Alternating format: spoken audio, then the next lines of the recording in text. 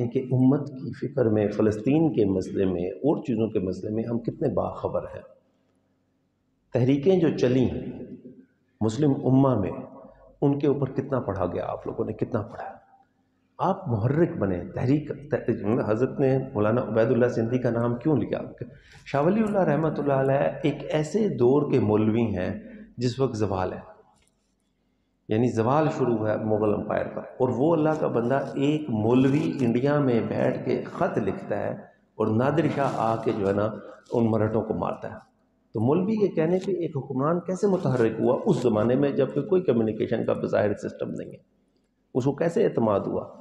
صاحب علم تھا، مضبوط تھا، اور کتنی بڑی حرکت انہوں نے شروع کی، اور کس طریقے سے ان کے بعد والوں نے حرکتوں کو مضبوط کیا. دیکھیں ساری حرکتیں ہمارے بزرگوں کی ہیں. شاہ ولی اللہ رحمۃ اللہ علیہ کی لے لیں، ان کے بعد ان کے بیٹے شاہ عبدالعزیز.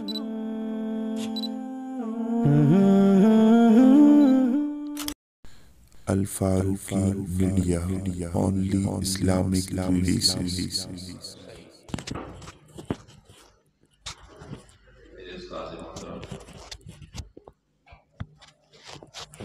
مولانا حبیب الرحمن صاحب ابھی آپ سے بات چیت کر رہے تھے. مولانا کے سامنے اور آپ کے مدرسے میں علماء کے سامنے بات کرنا مجھے زیب نہیں دیتا کہ میں آپ کو کوئی ایسی بات کہوں جو علمی بات ہو. میں اپنے تجربے کی باتیں کچھ آپ کے سامنے رکھوں گا جو کہ میری زندگی میں گزری ہیں اور ہم نے سیکھا ہے ان سے. انشاءاللہ امید ہے کہ آپ کو نفع ہوگا. اللہ تعالیٰ نے جو قرآن میں کہا ہے نا کہ ان الدین عند اللہ الاسلام، کہ زندگی گزارنے کا طریقہ اسلام ہے.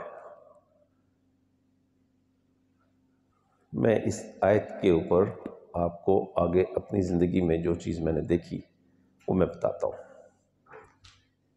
کہ ہماری محنت یہ ہے، ہم سب کی محنت، پاکستان میں ہمارے علماء کی محنت، ہماری عوام کی محنت، ہماری حکومتوں کی محنت کہ اچھی زندگی گزاریں، عروج کی طرف جائیں، ہم اب کمال کی طرف جائیں اور ایک اچھا نظام ہمارے ہاں ہو.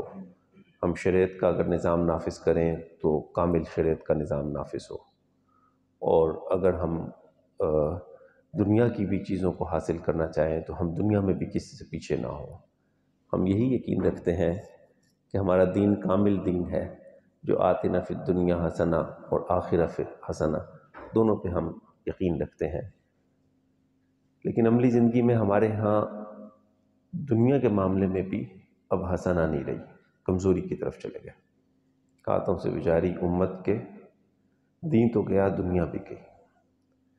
تو اب یہ جو معاملہ امت مسلمہ کا پستی کا ہوا ہے اس کی کیا وجہ ہے، اور امت مسلمہ میں جو آگے بڑھنے کی ایک خواہش یا کوشش ہے جو لوگ کر رہے ہیں وہ کیسے کر رہے ہیں، یہ اصل میں آپ کے سامنے رکھوں گا. دیکھو آخری خلافت جو تھی وہ ترکی میں خلافت عثمانیہ تھی. ہمارے ہاں لوگ خلافت پہ بات کرتے ہیں لیکن خلافت عثمانیہ اور ترکی کے بارے میں بہت کم علم رکھتے ہیں. زندگی گزارنے کے طریقہ جو اللہ نے کہا نا کہ اسلام ہے، عجیب منظر ہے ترکی میں. اگر انشاءاللہ آپ کو اللہ توفیق دیں گے، آپ جا کے دیکھیں گے تو ان کی مساجد کو آپ دیکھیں گے، ایک عروج کی مثالیں ہیں. ان کے قلعوں کو آپ دیکھیں گے، نظر آتا ہے کہ ایک یعنی انگلش کا لفظ ہے گرینجر، اردو میں اس کو کہتے ہیں ہیبت، جلال، جمال ہے. آپ قرطبہ کی طرف چلے جائیں جو ہمارے ہاتھ سے چلا گیا، جو کہ علامہ اقبال نے اس کے بارے میں شعر کچھ کہے ہیں، وہ بھی آپ کو سناؤں گا. تو وہاں پہ مسجد قرطبہ کو دیکھتے ہیں تو انسان کی عقل دنگ رہ جاتی ہے. غرناطہ کے محلوں کو دیکھیں، اشبیلیہ کو دیکھیں تو انسان دنگ رہ جاتا ہے. میرا سفر ہوا موراکو کا، موراکو مراکش ہے، وہاں پہ میں نے جا کے ان کی عمارتیں دیکھیں. موراکو جو ہے یہ اور اسپین، ان کے درمیان میں 10 کلومیٹر کا سمندر ہے. اس سمندر کو کراس کر کے یہ گیا تھا عبد الرحمن الداخل اموی، اور اس نے جا کے وہاں پر اموی خلافت کو قائم کیا تھا، حکومت کو قائم کیا تھا. اس قدر شاندار اور اس قدر زبردست قسم کی اسلام کی ثقافت کو مضبوط کیا گیا. آپ دیکھ لیں اسپین کے جتنے بڑے بڑے فلاسفر ہیں اسلام کے، ابن خلدون کو لے لیں، ابن العربی کو لے لیں، اور بڑے بڑے نام لیں تو ان میں اسپین کے بہت سارے نام آتے ہیں، اسپین کے علماء کے نام آتے ہیں. ہمارے ہاں اب کے دور میں وہ جو ثقافت تھی، زندگی گزارنے کا طریقہ، وہ ثقافت اب نظر نہیں آتی. ہم چاہتے تو ہیں کہ عروج ملے، لیکن ہمارے طبیعتوں میں وہ ثقافت نہیں رہی. عروج حاصل کرنے کے لیے جو جو چیزیں ہونی چاہیے، آپ علم حاصل کر رہے ہو، علم اس کا ایک حصہ ہے، علم اس کا ایک حصہ ہے. اس کے بعد میں آپ کو مثال بتاتا ہوں کہ علم حاصل کرنے کے ساتھ ساتھ زندگی گزارنے کے اندر جو ثقافت کا حصہ ہے، یعنی آپ کی شخصیت کو مل کے ایک غیر مسلم دیکھ کے حیران ہو، خوش ہو، آپ کی طرف آئے، آپ کے ساتھ بیٹھے، آپ کے ساتھ دین کی بات کرے اور دین کو قبول کرے. یہ سفر ہے نا دعوت دینے کا، کہ وہ جب چلتا ہے انسان تو اس کو دیکھ کے لوگ مسلمان ہو جاتے ہیں. تو اس شخصیت کو کیسے پیدا کیا جائے آج کل کے دور میں کہ وہ اتنا جامع معنی ہو کہ مجتہد بھی ہو. مجتہد اس معنوں میں نہیں کہ مجتہد جو آپ فقہ میں کہتے ہیں کہ صاحب علم ہو، مجتہد بھی ہو، مجاہد بھی ہو، اور مجاہدے کرنے والا بھی ہو، مجاہدہ کرنے والے بھی ہو. یعنی جوہد سے آپ چونکہ علم کے لوگ ہیں تو آپ وہ بندہ مجاہد ہو، تیار ہو کام کرنے کے لیے، علم کے اندر آئے تو وہ علم میں بھی ایک مقام پہ ہو. اور جس وقت وہ تصوف میں بیٹھے تو راتیں اس کی اللہ کے ساتھ ہوں، تنہائیاں اس کی پاک ہوں. تو یہ شخصیات پیدا کریں گے تو ہم اس طرح کی ثقافت والے انسان پیدا کریں گے جو زندگی گزارنے کا، جینے کا ڈھنگ اسلام ہے. اسلام تو تب آئے گا. اب آپ یہ دیکھیں کہ آج بھی آپ اگر ترکی جائیں گے یا اسپین جائیں گے یا موراکو جائیں گے یا مصر جائیں گے یا عرب دنیا میں جدید نئی پرانی مساجد کو دیکھیں گے، پرانی عمارتوں کو دیکھیں گے، تو اس کی جو ہیبت ہے، ان مساجد کی ہیبت، ان محلات کی ہیبت، اس کو دیکھ کے انسان کے دل میں رعب طاری ہوتا ہے. یار یہ کیسے مسلمان تھے اور کیسے لوگ تھے کہ جو اس قدر عجیب و غریب اور زبردست عمارات قائم کرتے تھے، اور جن کی خطاطی کو آپ دیکھیں جو ابھی بھی زندہ ہے، جو لگی ہوئی ہے. بورسا اگر جانا ہو تو ایک جامع ہے اولو جامع کے نام سے، اس جامع کے اندر نیٹ پہ دیکھنا اولو جامع بورسا، اس کے اندر کم از کم 1000 سے زیادہ خطاطی لگی ہوئی ہے. اس خط کو دیکھ کے انسان ایک ایک خط کو دیکھ کے گھنٹوں دیکھتا ہے اس کو. اور انگریز آتے ہیں، انگریز عورتیں آتی ہیں، آدمی آتے ہیں، پریشان ہوتے ہیں ان خطوط کو دیکھ کے. یہ اسلام کا کلچر ہے. اب کتنا باقی ہے ہمارے یہاں؟ خط کے ساتھ تذہیب ہے، اس کے ارد گرد اس کو مزین کرنا، مہذب کرنا، اس کو تذہیب کہتے ہیں. انگلش میں اس کو ایلومینیشن کہتے ہیں، کہ خوبصورت بنانا. جس طرح یہاں پہ کچھ خوبصورتی کی گئی ہے رنگوں کے ساتھ، خط کے اوپر آپ دیکھتے ہیں کہ حلیہ مبارک ہوتا ہے، اس کے ارد گرد بڑے خوبصورت وہ سونے کا کام ہوتا ہے.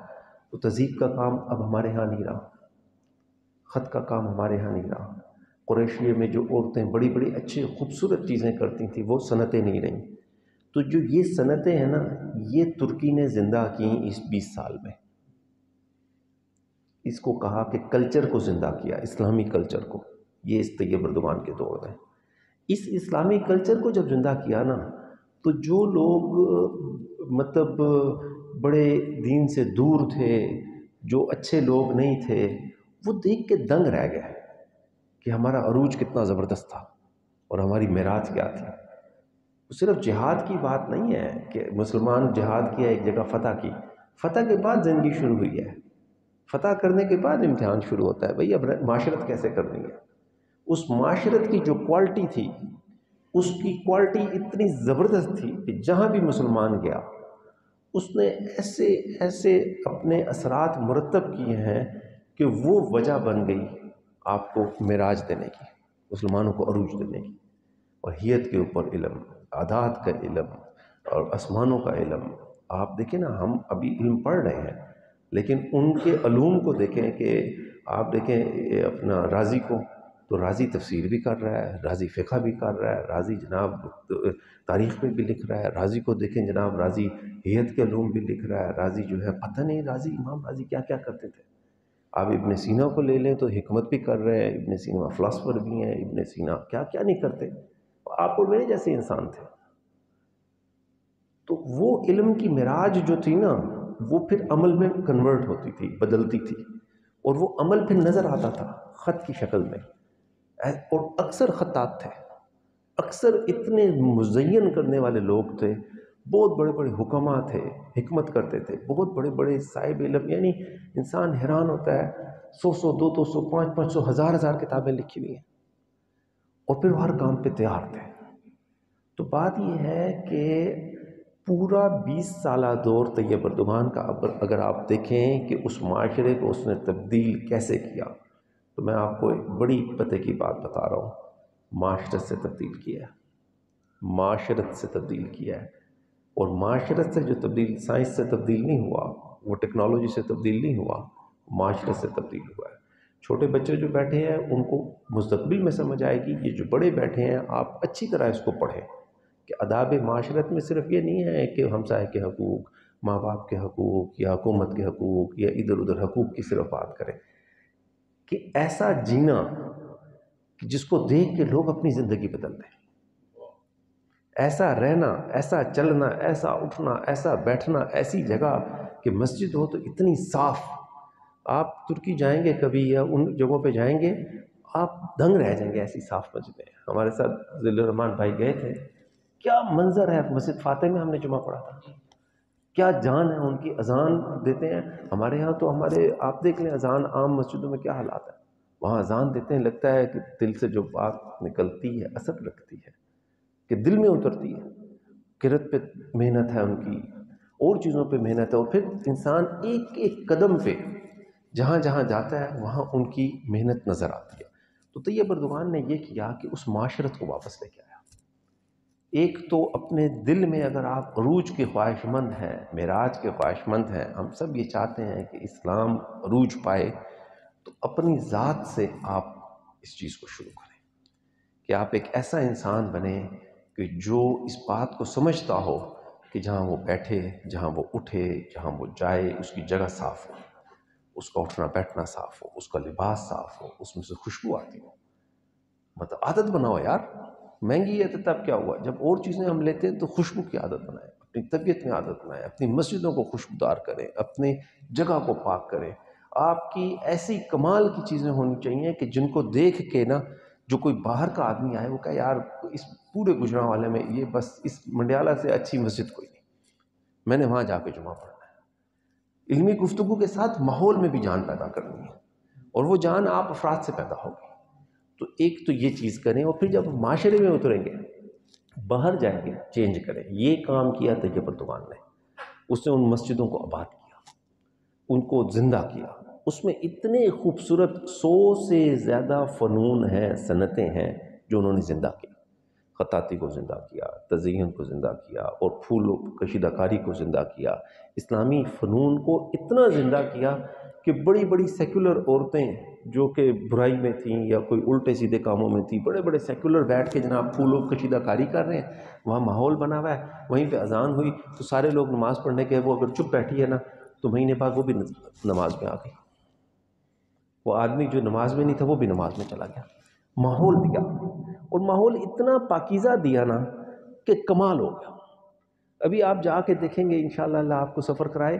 یہ میں ترکی کی مثال بار بار اس لیے دے رہا ہوں کہ امت مسلمہ میں آخری خلافت ترکی سے ضائع ہوئی ہے، تو ہمیں اس کو ایک لیبارٹری کے طور پر لینا چاہیے کہ وہ کیسے ضائع ہوئی۔ وہ معاشرت کی کمزوری کی وجہ سے ضائع ہوئی، اور وہاں پہ افراد کی کمی پیدا ہوئی اور وہ ضائع ہو گیا۔ ابھی تک یہ 100 سال سے زیادہ کا وقت ہو گیا، افراد پیدا نہیں ہو رہے، اور ان کے لوگ ہوتے تھے صاحب علم بھی تھے، صاحب عمل بھی تھے۔ اب ماشاءاللہ صاحب علم بن رہے ہو، صاحب علم ہو جو کہ تجربہ آپ کا جو ہے نا، ہمارے ہاں اتفاق ایسا ہوتا ہے کہ عمرے اور حج کا ہی سفر نصیب ہوتا ہے اکثر علماء کو، امت کا سفر نہیں ہوتا۔ تو انشاءاللہ زندگی میں نیت کرو، اس عمر میں دعا مانگو کہ یا اللہ امت کا سفر کرا، ہم امت میں جا کے دیکھیں، امت مسلمہ میں کیسے اسلام کہاں تک پہنچا۔ دیکھو جب اتنی دور تک اسلام گیا، ایک ملک سے دوسرے، دوسرے سے تیسرے، تیسرے سے چوتھے، تو باقی کیسے رہا؟ باقی اس معاشرت کی بنیاد پہ رہا۔ جو آداب معاشرت اسلام نے دیے ہیں، پاکیزگی دی، کھانے پینے کا انداز دیا، کیسے بیٹھنا، کیسے اٹھنا، کیسے پہننا، کیسے نکاح، کیسے حقوق، کیسے اولاد کے حقوق، کیسے محلے کے حقوق، اور پھر صفائی۔ آج کل جو چیز ہمارے ہاں زائل ہوئی امت میں، ان میں سے ایک بڑی چیز صفائی ہے۔ صفائی کو بہت بڑھا دیں، بہت زیادہ بڑھا دیں، اپنی شخصیت سے شروع کریں، اپنی مطلب بہترین طبیعت تھا، اور سب شخصیت میں باطنی صفائی تو روحانی معاملات ہیں وہ بھی کریں، اور ظاہری صفائی بھی کریں۔ دونوں چیزیں ترکوں میں ہوئیں اور اس نے پیدا کی۔ اس نے ایسی پیدا کی، میں آپ کو سچ بتاؤں، ترکی کے اندر آپ کہیں چلے جاؤ گے، ایک باتھ روم سڑک کے اوپر مل جائے نا کسی پیٹرول پمپ کا، تو وہ گندا نہیں ہوگا۔ ہم ہمارے اسلام آباد کے 5 اسٹار ہوٹل، 5 اسٹار ہوٹل سے زیادہ صاف باتھ روم ہے، باتھ روم صاف رکھا ہے۔ ہمارے ایک بزرگ تھے ہندوستان میں، مجھے ان کا نام ابھی یاد نہیں، وہ کسی کے ساتھ سفر کر رہے تھے ریل کے اندر، تو ہندو تھا، تو بہت بڑے شیخ تھے، اور وہ ہندو کے ساتھ سفر تھا، تو حضرت بیٹھے ہوئے تھے، تو وہ ہندو باتھ روم گیا، تو اس نے دیکھا باتھ روم گندا ہے، واپس آیا، اس کی طبیعت پہ بوجھ ہوا کہ باتھ روم صاف نہیں ہے، تو حضرت کو اس نے کہا جی لوگ باتھ روم استعمال کرتے ہیں، صفائی نہیں کرتے۔ تو 2-3 منٹ بعد حضرت اٹھے، جا کے سگریٹ کی ڈبیوں سے باتھ روم کو صاف کر دیا، اور پانی سے اس کو بالکل صاف کر کے، اور پھر واپس آئے، اور واپس آئے کہا کہ میں نے تو دیکھا ہے، ابھی میں ہو کے آیا ہوں، صاف ہے۔ تو وہ آدمی گیا، اس نے جا کے استعمال کیا، اور وہ سمجھ گیا کہ حضرت نے صاف کیا، واپس آیا، قدموں میں بیٹھا، اسلام قبول کر دیا۔ دیکھو بظاہر ایک چھوٹا سا عمل ہے، بظاہر، لیکن یہ آپ کو پتہ نہیں ہے کہ یہ طہارت اور یہ کلچر جو اسلام نے ہمیں دیا ہے، ہم خود استعمال کر کے صاف نہیں کرتے۔ میں آپ کو سچ بتا رہا ہوں، آپ چلے جائیں اپنے ان پہ سڑکوں پہ، آپ کو باتھ روم صاف نہیں ملتے۔ باتھ روم صاف رکھیں، ظاہر صاف رکھیں، باطن صاف رکھیں، جگہ صاف رکھیں۔ ابھی آپ کے پاس فرض کریں یہاں سے، فرانس سے، پیرس سے کوئی آ جائیں، امریکہ سے کوئی آ جائیں انگریز، تو مطلب ادھر اسلام قبول کرے آپ کے ساتھ بیٹھ کے، وہ ماحول بنانا ہے ہم نے، تب کلچر چینج ہوگا۔ ان کا ملک جو ہے وہ یورپ میں ہے، آدھا یورپ میں آتا ہے استنبول، تو انہوں نے ایسا بنایا ہوا ہے کہ وہ یورپ والے آ کے دنگ رہ جاتے ہیں، دنگ رہ جاتے ہیں دیکھ کے مسجدوں کو اور ماحول کو، اور وہ مطلب جو کچھ انہوں نے کیا ہوا ہے اس کو، یہ تو ہے صفائی، اور ان عمارات کو انہوں نے زندہ کر دیا۔ یہ وہی تھیں جس میں اتا ترک نے گھوڑے باندھ دیے تھے، یہ وہی تھیں جس کے اندر اتا ترک نے ظلم و ستم کر دیا تھا، شراب خانے کھول دیے تھے ان مساجد میں، نعوذ باللہ۔ اس نے آ کے ساروں کو زندہ کیا اور ان مسجدوں کو آباد کیا، اور پھر اذان ایسی دیتے ہیں کہ آپ لوگوں کو نصیب ہو کبھی انٹرنیٹ پہ سنو، طیب اردگان کی اذان سن لو، پریزیڈنٹ ہے اس کی قرات سن لو۔ دیکھو ایسا آدمی ہے جو تقریر کرتا ہے تو کمال کر دیتا ہے، جو بات کرتا ہے تو اس کی گفتگو جو ہے نا لوگوں کے دل میں اترتی ہے، جو مطلب قرآن مجید پڑھتا ہے تو آپ کے سامنے ہے، ختم پڑھتا ہے، دعا کرتا ہے، کسی کے جنازے پہ گیا ہے تو اس میں مدد کرتا ہے، کسی کام سے پیچھے نہیں ہے۔ ماشاءاللہ آپ عالم ہو، آپ کے سامنے یہ چیز ہوگی تو معاشرت صاف کریں گے، ہم معاشرے کو ٹھیک کریں گے، پھر ہم عروج کی بات کر سکتے ہیں، پھر ہم یہ بات کر سکتے ہیں کہ ہم نے آگے جانا ہے۔ اس کی بہت تفصیل ہے کہ اس کا پھر طریقہ کار کیا ہوگا، لیکن منزل کو طے کرنے کے لیے ہمیں آج تیاری شروع کرنی ہے۔ یہ جو پچھلی نسل نے کام کیا ہے نا، ہمارے بزرگوں نے کام کیا، ہمارے استاذوں نے کام کیا، ان کی جو جنگ تھی یہ بقا کی جنگ تھی، یعنی انہوں نے ادارے قائم کیے، انہوں نے جگہیں تیار کی، انہوں نے باقی کیا، ان کی وجہ سے آج آپ لوگ یہاں بیٹھے ہوئے کہ یہ ادارے بن گئے۔ پاکستان میں جتنے مدارس بنے ہیں، بڑے بڑے مدارس جتنے، ان لوگوں نے بقا کی جنگ لڑی ہے، انہوں نے ان کو باقی رکھا ہے تاکہ سیکولرزم کا فتنہ، یہ جو کمیونزم کا فتنہ اور دوسرے فتنوں سے بچا سکے۔ انہوں نے عقیدے کو، اہل سنت کو زندہ رکھا، باقی کیا۔ اب بقا ہو گئی، وہ کافی حصہ باقی ہے، اور بڑے بڑے ماشاءاللہ علماء پیدا ہوئے، کتابیں ہوئیں۔ اب اس کے ساتھ ساتھ دوسرا فیز شروع ہو گیا معاشرے میں، جو آپ لوگوں کی نسل پہ آیا ہوا ہے، ہماری نسل پہ آیا ہوا ہے، وہ یہ ہے کہ ہم نے اس معاشرے میں اعزاز معزز کر کے اسلام کو کھڑا کرنا ہے، اور ہم نے معاشرت کے اندر گھسنا ہے۔ اب یہ نہیں ہے کہ تجارت ہم نے ان کفار پہ چھوڑ دینی ہے یا سیکولر لوگوں پہ چھوڑ دینی ہے، تجارت بھی ہم نے کرنی ہے، معاشرت بھی ہم نے کرنی ہے، ہم نے سیاست بھی ہم نے کرنی ہے، اور جو شعبے خالی ہوئے ہیں وہ سارے شعبے ہم نے لینے ہیں۔ اگر وہ شعبے نہیں لیں گے، آپ اس کی تیاری نہیں کریں گے، تو آپ پھر بھول جاؤ یار، پھر وہیں پھنس جائیں گے ہم۔ پھر وہ ایک بے وقوف قسم کا SHO آئے گا ایک تھانے میں، اور وہ تباہی کر دے گا، آپ کی ساری محنت، ساری چیزیں ضائع ہو جائیں گی۔ کسی معذرت کے ساتھ کسی اور الٹے سیدھے عقیدے والے کو مسجد بھی دے دے گا آپ لیتے ہیں، اٹھا کے جیل میں ڈال دے گا۔ ہر شاخ پہ الو بیٹھا ہے، آپ کے سامنے ہے ہمارے پاکستان کے اندر کتنے مسائل ہیں۔ تو اس کے لیے تیاری کریں۔ آپ جو علوم ہیں، جو آپ کے پاس یہ وقت ہے نا، یہ بڑا قیمتی وقت ہے۔ جب میں اسلامک یونیورسٹی میں لاء کر رہا تھا، LLB کر رہا تھا، تو مجھے عربی نہیں آتی تھی۔ میں جب داخل ہوا تھا، میں BA کر کے گیا تھا، تو میں نے یہ کیا کہ عربی سیکھنی شروع کی وہاں جا کے، اور اس کے ساتھ ساتھ نہ پھر ہمیں قصاص کا ہمارا موضوع تھا جو ہم نے پڑھنا تھا، قانون کے ساتھ ساتھ قصاص کی ایک پوری مستقل کتاب تھی، اور وہ عربی میں پڑھنا تھا۔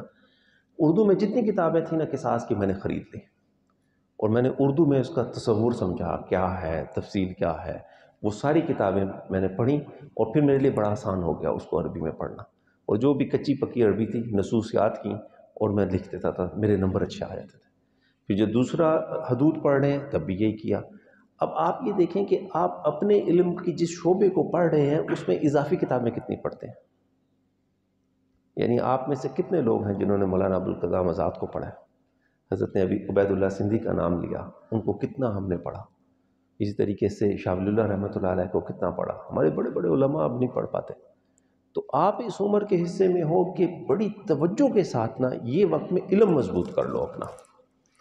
علم آپ کے پاس جو فرصت ہے نا، اس میں آپ علم کو تو پکا کر لیں، اپنی صحت کو پکا کر لیں، صحت ٹھیک رہنی چاہیے، اپنے علم کو ٹھیک رکھیں، اور پھر اس کے بعد عمل کی زندگی میں جب آؤ گے نا، پھر آپ کو پتا ہو کہ میں نے کرنا کیا ہے، لائن کیا ہے۔ ادروائز آپ یعنی وگرنا آپ کے لیے بہت مشکل ہوگی۔ آپ میں اور دوسرے مولوی میں کیا فرق ہے؟ مجھے بتائیں نا، آپ میں اور دوسرے مولوی میں۔ اور پھر یہ ہے کہ وہ شاید میرے پاس ایک مفتی صاحب آئے، میں نے ان سے پوچھا، وہ کرنا چاہتے تھے، تو ان سے میں عموماً یہ سوال پوچھتا ہوں، میں کہ یار نکاح کی کیا تعریف ہے؟ تو انہوں نے کہا جی کہ ایک فرد کی دوسرے فرد سے شادی کو نکاح کہتے ہیں۔ میں کہ اصطلاحاً کیا کہتے ہیں؟ اصطلاحاً اس نے یہ تعریف بیان کی۔ مفتی تھا اور کراچی کے ایک بڑے مدرسے کا پڑھا ہوا تھا۔ اب مطلب آپ یہ دیکھیں کہ عملی زندگی میں جب آئیں گے تو آپ کو بہت مسئلہ ہوگا اگر علم میں مضبوطی نہ ہوئی۔ علم میں مضبوطی کا یہ وقت ہے، یعنی ایجاب والقبول امام شاہد ہے، اور اس کے ساتھ جو اور شروط اور جو بھی چیزیں ہیں وہ مطلب یہ بنیادی تعریف تھی۔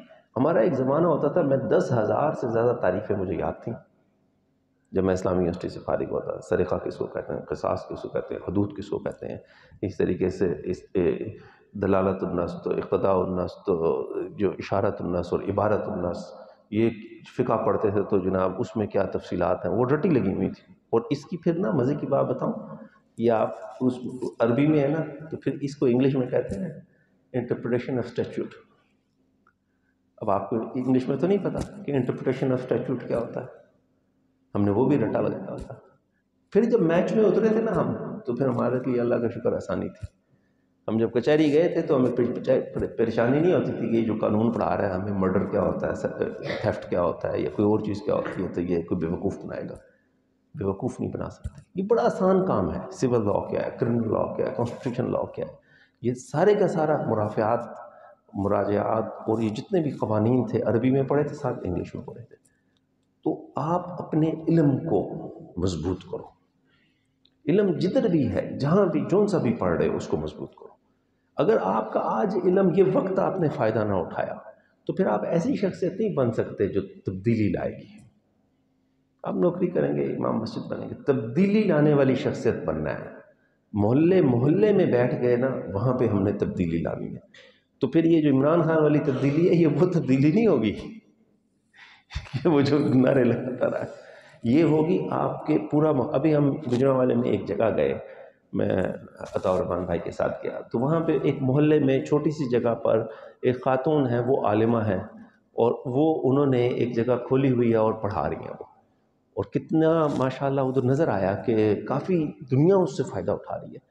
ترکی میں انہوں نے اسٹریٹجی یہ بنائی تھی کہ طیب اردوغان نے، ان کے جو استاد تھے پروفیسر نجم الدین اربکان، انہوں نے کہا چھوٹی چھوٹی تنظیمیں بناؤ، چھوٹی چھوٹی تنظیمیں بناؤ، ہر گلی محلے میں تنظیم بناؤ، اور ہر محلے میں ایک بیٹھک ہونی چاہیے، نوجوانوں کو اس میں بلا لو، اس بیٹھک کے اندر چاہے تم مطلب نہ کوئی کھیلنے کی چیز لگا دو، کیرم بورڈ لگا دو، بچوں کے لیے بیٹھنے کی جگہ بناؤ، نماز کے وقت صرف ان کو نماز پڑھاؤ اور کوئی لمبی کام نہ کرو، ماحول دے دو، ان کو دوسرے باہر کے ماحول سے نکال دو۔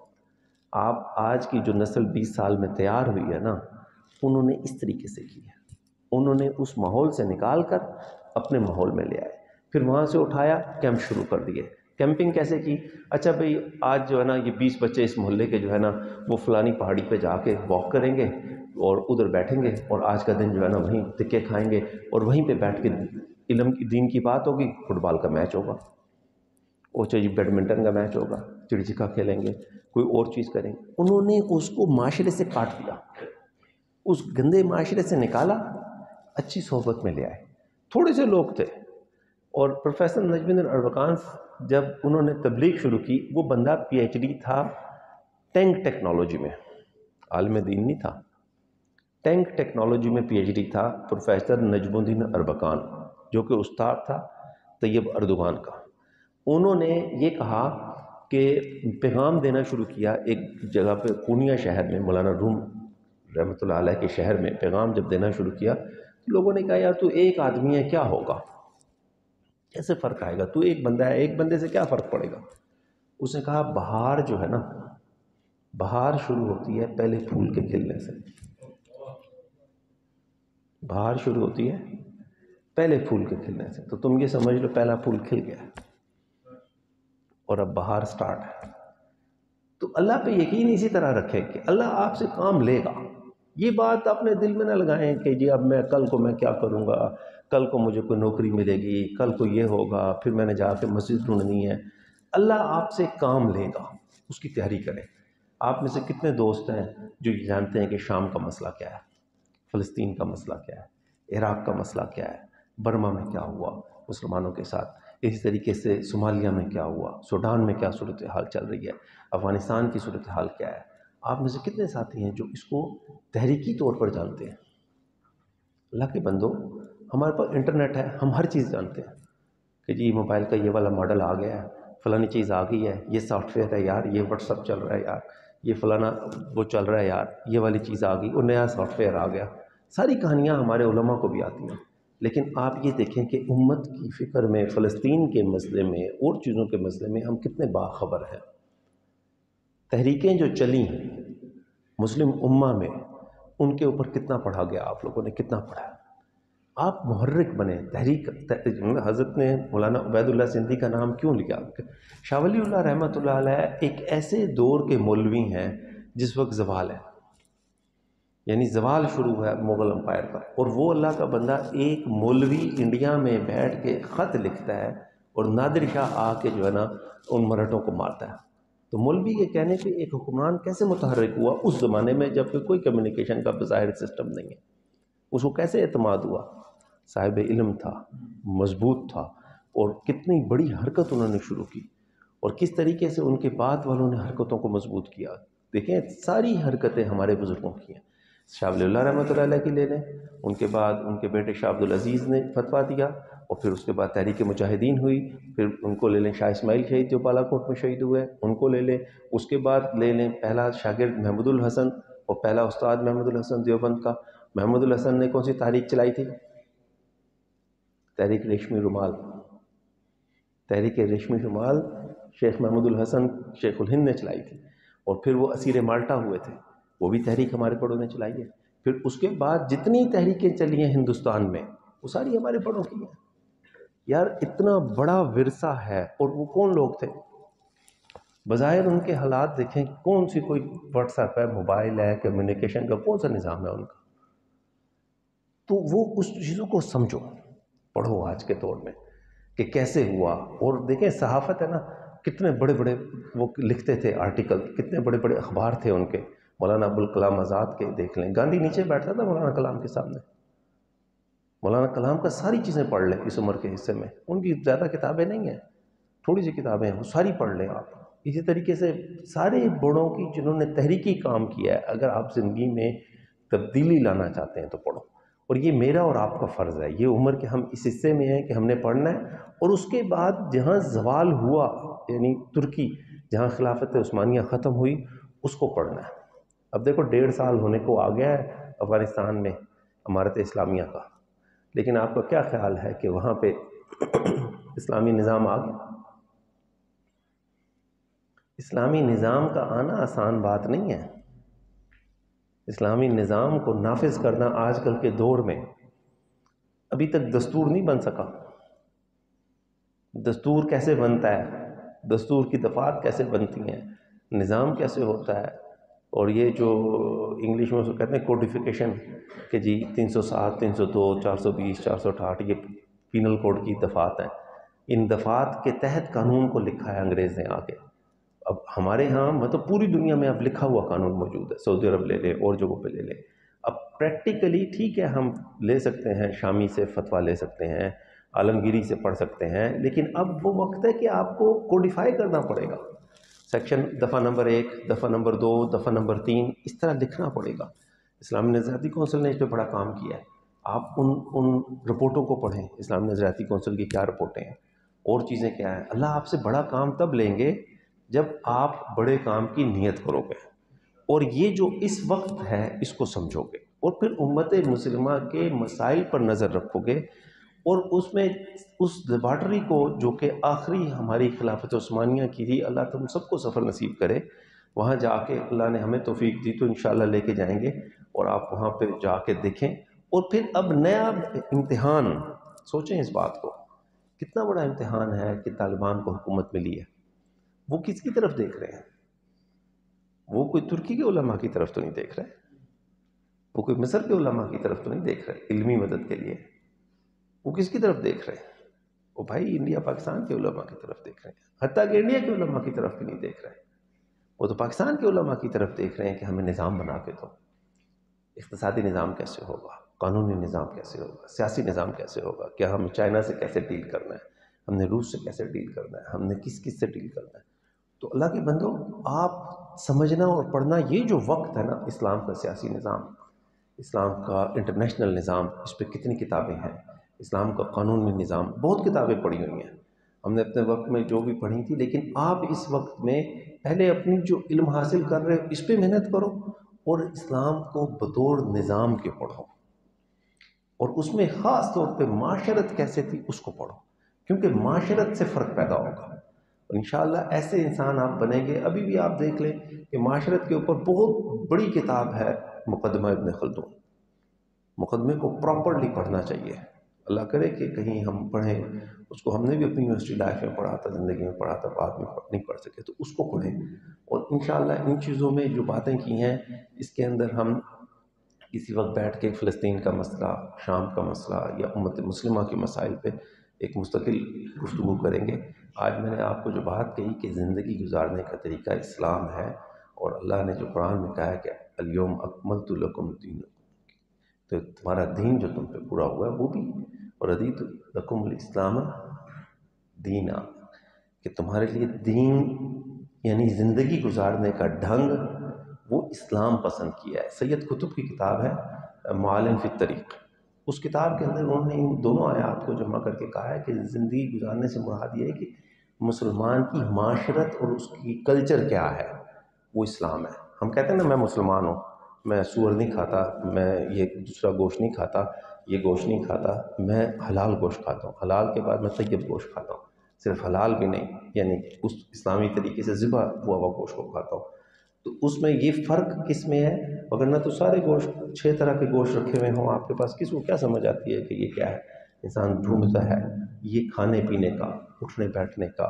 یعنی میں نے شاید پہلے بھی آپ کو مثال دی، میرا جاپان کا سفر ہوا تو جہاز سے اتر کے میں ایئرپورٹ پہ گیا کہ باتھ روم جانا تھا، میں باتھ روم گیا تو نہ وہاں پہ ٹیشو پیپر ہے، نہ وہاں پہ لوٹا ہے، نہ وہاں پہ شاور ہے۔ دنیا کی دیکھو کتنی عظیم قوم ہے جاپانی، ٹیکنالوجی میں پانی کا استعمال ہی نہیں کرتے، انسان کیسے باتھ روم یوز کر سکتا ہے، استعمال کر سکتا ہے؟ یعنی آپ اس چیز کو تصور کریں کہ کیسے ممکن ہے کہ انسان استنجا کیے بغیر بندہ اٹھ کے چلا جائے. کس قدر زبردست ہمارا ثقافت اور کلچر ہے کہ جبلت میں ہے ہمارے لیے ممکن ہی نہیں ہے کہ میں حیران رہ گیا اس بات کو سوچ کے، یار یہ کیا قوم ہے جو استنجا ہی نہیں کرتی. کیسی عجیب بات بتائیے آپ کو. اور یہ ایئرپورٹ کے اوپر پھر بڑی مشکل سے جا کے میں نے کہیں سے ٹیشو پیپر لیا، پانی پھر بھی نہیں ملا ایئرپورٹ پہ، مشکل سے میں فارغ ہوا. تو اس لیے ان قوموں کو ہم دکھائیں گے. یہ جاپان سے متعلق بات ہوئی. خلافت عثمانیہ کے آخری خلیفہ کا نام کیا تھا؟ سلطان عبدالحمید. اس کے پاس جاپان والوں نے ایک وفد بھیجا اور اس نے کہا کہ جی کہ ہم چاہتے ہیں کہ آپ کے مذہب کو اختیار کر لیں. یہ تاریخ میں لکھا ہوا ہے. تو انہوں نے بتایا، مجھے ترکی میں دوستوں نے بتایا تاریخ سے، انہوں نے کہا جی کہ سلطان نے یہ کہا کہ کتنے لوگ ہیں جو جاپانی زبان جانتے ہیں. تو سلطنت عثمانیہ میں ایک آدمی بھی نہیں تھا جو عالم دین ہو اور زبان جانتا ہو. تو اس کی وجہ سے ضائع ہو گیا، وگرنہ آج پورا جاپان شاید مسلمان ہوتا. زبانیں سیکھو، ترکی زبان سیکھو. اگر کم از کم فارسی، ترکی اور عربی یہ تو مضبوط ہو نا، اور اردو مضبوط ہو، کلام ایسا ہو کہ مزہ آ جائے. اردو میں جب آپ بات کریں تو آپ کی بات کرنے میں جان ہو. یہ اصل چیز ہے جو آپ کے سامنے رکھنی تھی کہ اپنے اس وقت کو فائدہ اٹھائیں. اقبال یاد کریں، خطابت یا بنے، خطیب بنے، اور اس کے ساتھ ساتھ علم بھی حاصل کریں. ایک ایسا خطیب نہیں کہ جو ادھر ادھر کی مار رہا ہو، یعنی وہ رمضان میں حج کروا رہا ہو. تو ایسا نہ ہو. عوام کو کیا پتا کہ حج رمضان میں آگے ڈبل ثواب ہوگا. مطلب ایسے یہ حالت ہوئی ہے. میرے سب لوگوں نے آ کے پوچھا نماز کے اندر، جی ہمیں نماز کا طریقہ سیکھنا ہے. ایک کرنل صاحب تھے تو انہوں نے کہا کہ جی کہ سبحانک اللہ نماز ثنا جو ہے وہ نماز کے اندر ہوتی ہے، نماز سے باہر ہوتی ہے. بہت جہالت ہے. آپ صاحب علم ہو، آپ پریشان ہو جاؤ گے جب معاشرے میں آؤ گے تو بہت جہالت ہے. اور یہی ضلالت ہے جس کی وجہ سے معاشرہ گر رہا ہے. اپنے علم پہ متکبر نہ ہو، اپنے علم یہ جاننے پہ یہ نہ سمجھے کہ ہم بہت کچھ جانتے ہیں. کیونکہ ابھی جو میں نے چیزیں سامنے آپ کو بتائیں، دیکھیں امت مسلمہ پہ ہماری نظر نہیں ہے. امت مسلمہ پر نظر رکھیں. اپنے پیچھے جو بزرگ تھے، یعنی انڈیا میں بیٹھ کے پوری امت کے سفر کیے ہوئے تھے. مولانا عبید اللہ کی زندگی پڑھیں گے حیران ہوں گے آپ، کہاں کہاں انہوں نے سفر کیے ہوئے تھے. تو وہ اسفار آپ ابھی اپنے لیے پلان کریں. زندگی میں میں نے سفر کرنا ہے، میں نے دیکھنا ہے اسلام کیسے گیا اور کیا کیا چیزیں ہوئیں. انشاءاللہ اللہ آپ کو توفیق دے. جب یہ گئے تھے نا اقبال، تو سسلی کے اس میں یہ سمندر کے راستے گئے تھے. تو جب انہوں نے دیکھا تو یہ رونا شروع ہو گئے. تو رو کے ان کے ایک دو شعر مجھے یاد آ رہے ہیں، وہ تو میں سنا دیتا ہوں. رو لے اب دل کھول کے اے دیدہ خونانہ بار، رو لے اب دل کھول کے اے دیدہ خونانہ بار، وہ نظر آتا ہے تہذیب حجازی کا مزار. تھا یہاں ہنگامہ ان صحرا نشینوں کا کبھی، تھا یہاں ہنگامہ ان صحرا نشینوں کا کبھی، بحر بازی گاہ تھا جن کے سفینوں کا کبھی. اس کے آگے کے اشعار بھی اتنے مزیدار ہیں کہ میں آپ کو سناؤں آپ کا دل خوش ہو جائے. تو یہ اقبال کو اس طرح سے یاد کرو، کسی وقت بیٹھ کے بات کرو تو لوگ آپ کی بات کو سنیں. انشاءاللہ مزید کوئی بات ہوئی تو کریں گے. جزاک اللہ خیر. کوئی سوال ہو، کوئی بات ہو تو کر سکتے ہیں. السلام علیکم.